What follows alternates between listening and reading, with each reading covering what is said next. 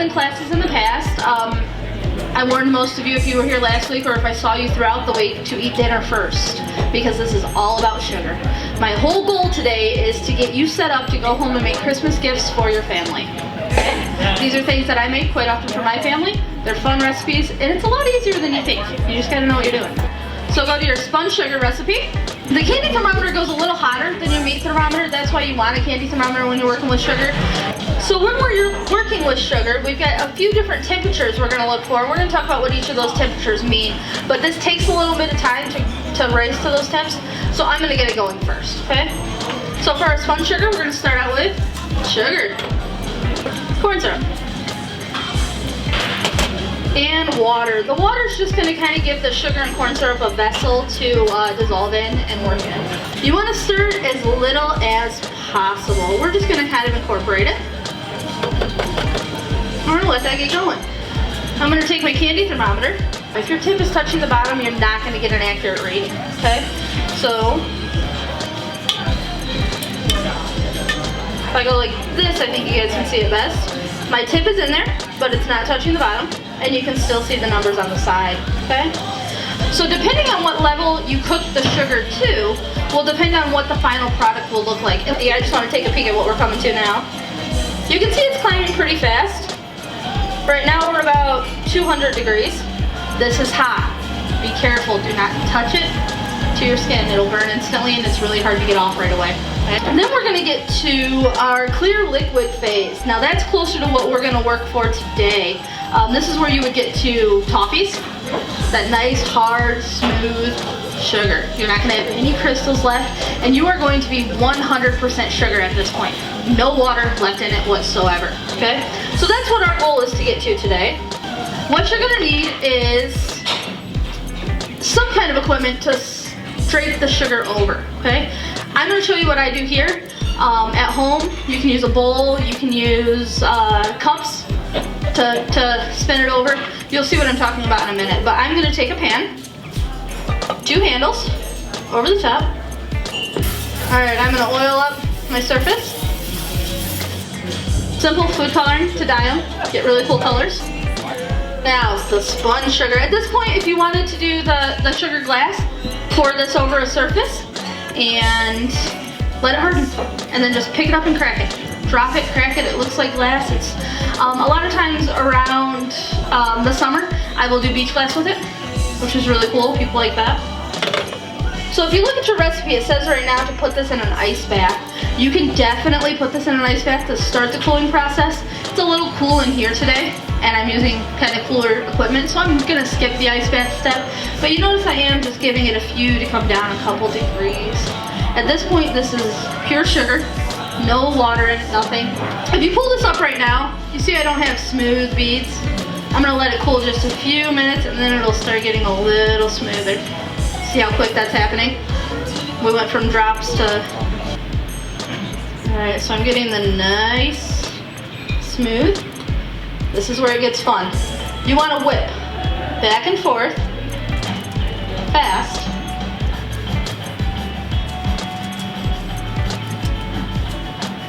Over your surfaces.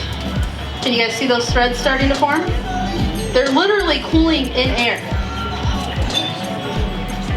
Use these as decorations. They look really awesome on cakes. You do have to be gentle with them. They're just like glass. Is that cool? Spun sugar. Spun sugar.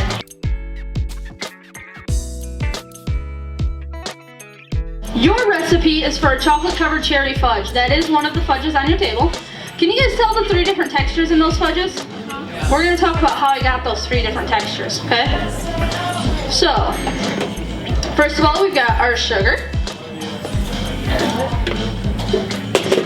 Our handy dandy corn syrup.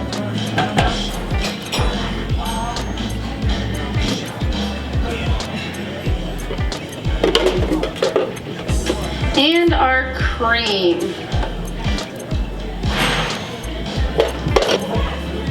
Alright, as soon as you start getting a few bubbles, getting that sugar dissolved a little, go ahead and add your chocolate chips. Now, I'm using chocolate chips in this recipe. You can use peanut butter chips, white chocolate chips, butterscotch chips. Any chips you can get your hand on will work for this recipe. Like I said, these are more of a flavorant than they are the actual final texture. Okay? Milk chocolate. All right, we're gonna work that in some.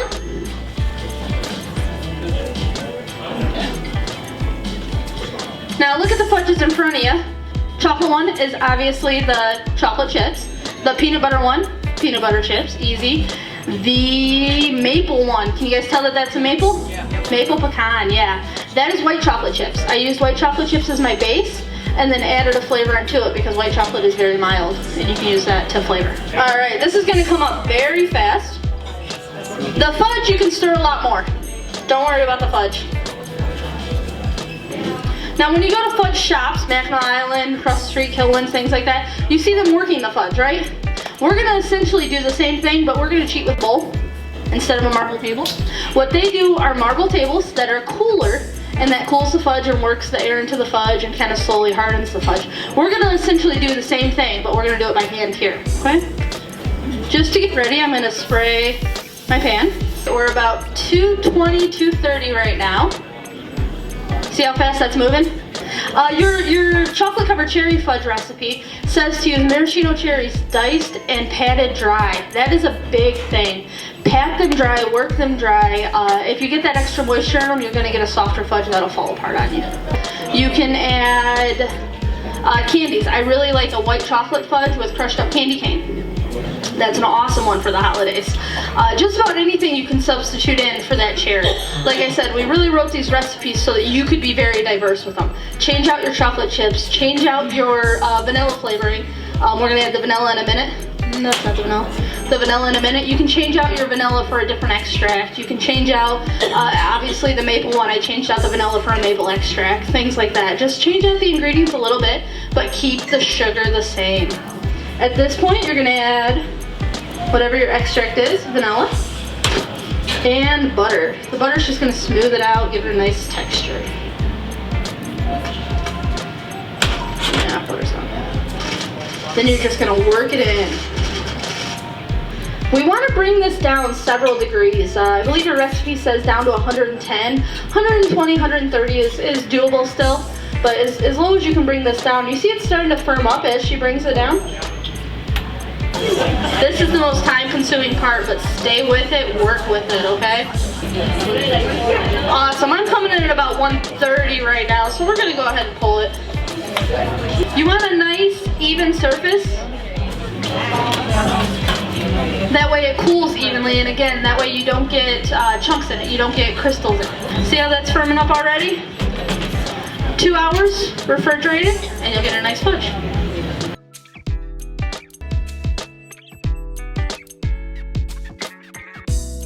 When you're doing the truffles, the chocolate is the star. The chocolate is what it's all about. That's what forms that texture and forms that flavor, that velvetyness.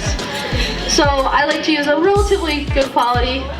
Semi-sweet is my favorite for the chocolate ones. That way you can still enhance the flavors and it doesn't get too sweet on you. You can use a darker chocolate, a higher cocoa content. You can use a lighter chocolate and milk or something like that as well if you wish. And again, you can see I did white chocolate with the other ones. With truffles, you need to work very fast. So I'm gonna get everything I need ready first, and then we're gonna put heat to it, okay? So the first thing I'm gonna do is finely chop up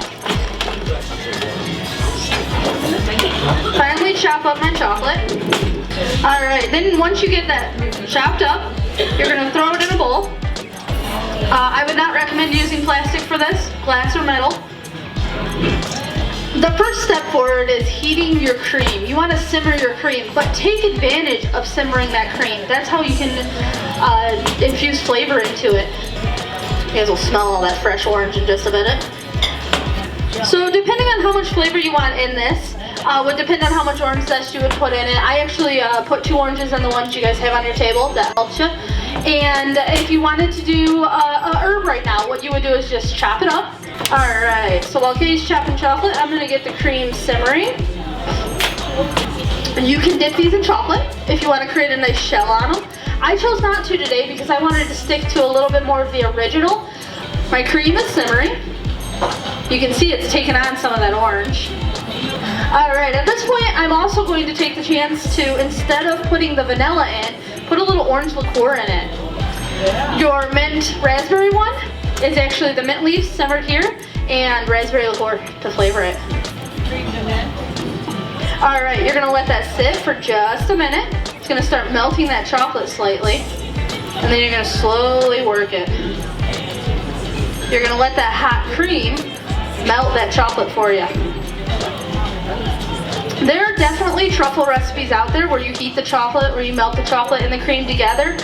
I don't like that. That scares me. You can burn chocolate very easily. This takes away any chance of burning your chocolate. So see, I'm just smoothing it out relatively thin on the bottom there. This recipe doubles nicely, but you do get a good amount out of one batch. Alright. In the fridge, 2 hours. So after those 2 hours, you're going to get a nice firm texture on it, okay? This is where it gets fun. We're going to form them. Now, like I said, you want to think about what you're coating them in ahead of time. So at this point, we're going to take them, use something like a teaspoon to kind of get a basic form. And your hot hands are the enemy of these truffles, so you want to work fast.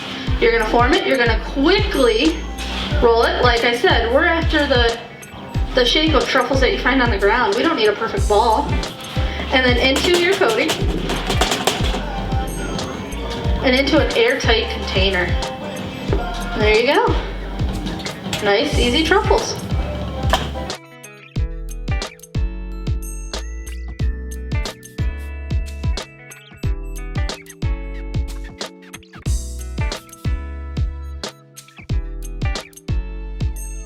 Ryan Servatius here with Century 21, and I'm here with Sarah Peterson of Taste Restaurant in South Haven. So, Sarah, will you give a little bit of history real quick about your career? So I wasn't sure I was going to love culinary, but I started working for Heidi and Joel here 4.5 years ago when the restaurant first opened and have fallen in love with it. I've worked my way up in their kitchen from just a basic line cook to their sous chef position. I absolutely love it. And tell us a little about today. Today we did sugar. Yes, we did a sugar class. So the goal was to teach you things that you can make for Christmas, make for your holidays, your friends, your family, that kind of thing. We did a little fudge, some spun sugar, and truffles. Nice. Sarah, thank you very much. Remember, this is every third Sunday during the winter months. We are sold out this year, but if you can show up, you may be able to hear it. We have a ton of great specials here at Taste. Sarah is always here making everything delicious for us. So follow us on Facebook. We may sneak a couple extra classes in there if we have time this season. And next year the classes start selling in September. Well, thank you very much. You guys have a wonderful evening.